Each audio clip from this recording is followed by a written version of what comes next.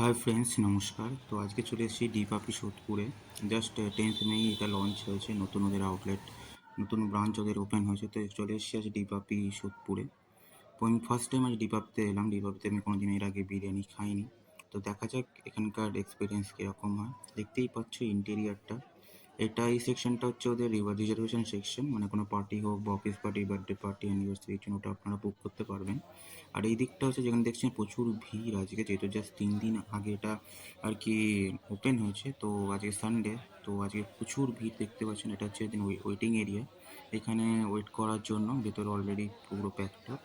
আমরা এখন নাম লিখিয়ে ওয়েট করছি, এখানে খাতায় নাম লেখাতে হচ্ছে। তো দেখা যাক কখন আমাদের নাম্বার আসে, দেন আমরা ভেতরে যাব। এটা বলতে হবে ইন্টেরিয়রটা কিন্তু সত্যিই অসাধারণ। আমরা এখন ভেতরে চলে এসেছি। তো পেছনে একটুখানি মানে একটু বাওয়াল হচ্ছে যাকে বলে, যে মানে এরা পেছনে যারা রয়েছে তারা প্রায় 1 ঘন্টার উপর বসে আছে, কিন্তু এখনো পর্যন্ত তাদের অর্ডার তারা পায়নি। 1 ঘন্টা আগে অর্ডার নিয়ে গেছে, এখনো পর্যন্ত তারা বিরিয়ানি দিতে পারেনি। তো এইটা নিয়ে এখন ম্যানেজার না ওনারা নিয়ে জানেন না, যত সম্ভব ম্যানেজার, তো তার সাথে এখন কাস্টমারদের ঝামেলা চলছে। এইটা হচ্ছে ডিবাবির মেনু কার্ড। দেখতেই পাচ্ছ হিউজ আইটেম রয়েছে। আমি যতদূর শুনলাম প্রায় 200-র ওপর আইটেম রয়েছে এখানে। শুধু বিরিয়ানি নয়, এছাড়াও চাইনিজ, তন্দুর, সাউথ ইন্ডিয়ান, মোগলাই সব রকম আইটেম এখানে পেয়ে যাবেন। দেখতেই পাচ্ছ বিরিয়ানি তো প্রায় 4-5 রকম ভ্যারাইটি রয়েছে। স্পেশালি ওই যেটা হয় আর কি, স্পেশাল মাটন চিকেন আর নর্মাল মাটন চিকেন আর আলু বিরিয়ানি। দেখতেই পাচ্ছ প্রচুর আইটেম রয়েছে। মকটেলও রয়েছে, এখানে লাইভ মকটেল কাউন্টার রয়েছে। আর মকটেলের প্রাইস খুবই রিজনেবল। তবে প্রাইসগুলো বলবো আমি একটু উপরের দিকে, কিন্তু ডিবাপির মতো ব্র্যান্ড প্লাস এরকম অ্যাম্বিয়েন্সের মধ্যে বসে খাওয়া, সেসব দেখতে গেলে প্রায় দাদা বৌদি লেভেলেই দাম। ঠিক আছে, তো দামটা নিয়ে বেশি কিছু বলার নেই। তবে এটা মোটেও সস্তা না, একটু বলতে পারেন ওভার প্রাইসড। এইটা হচ্ছে এদের ওয়াশরুম। দুটো ওয়াশরুম আছে, একটা জেন্টসের জন্য, একটা লেডিসদের জন্য।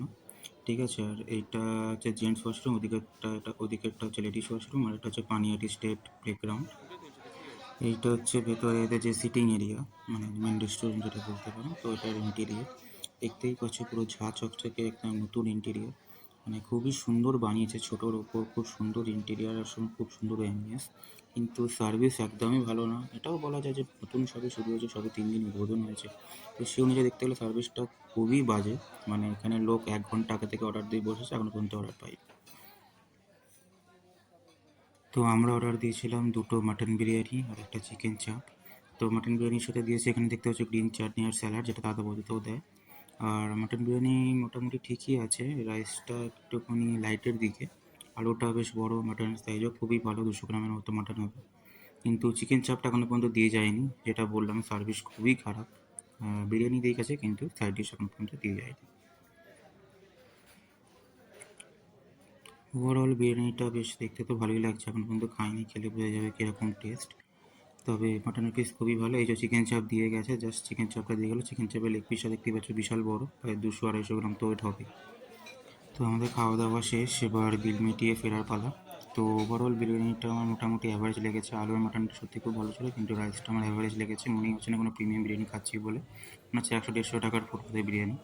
কিন্তু এটা দেখছি ওদের সিঁড়িটা খুব ইন্টেরিয়র খুবই সুন্দর, আর নিচে হচ্ছে টেক অ্যাওয়ে কাউন্টার। যদি কেউ বসে না খাবে, কেউ ধরো খাবার নিয়ে চলে যেতে চাইছে, তার জন্য এখানে নিচে টেক অ্যাওয়ে কাউন্টার সেপারেটলি করা রয়েছে। ওভারঅল এক্সপিরিয়েন্স মোটামুটি ছিল, ভালোই ছিল। ঠিক আছে, আর এটা হচ্ছে দি ডিবাপি রেস্টুরেন্ট, দেখতেই পাচ্ছ। বাঁদিকে হচ্ছে সোদপুর মোড়, ট্রাফিক মোড় বা স্বদেশি মোড় বলতে পারো, আর ডান দিকে হচ্ছে ডানলপ। ডানলপ থেকে আসলে আমরা ডান দিকে পড়বে।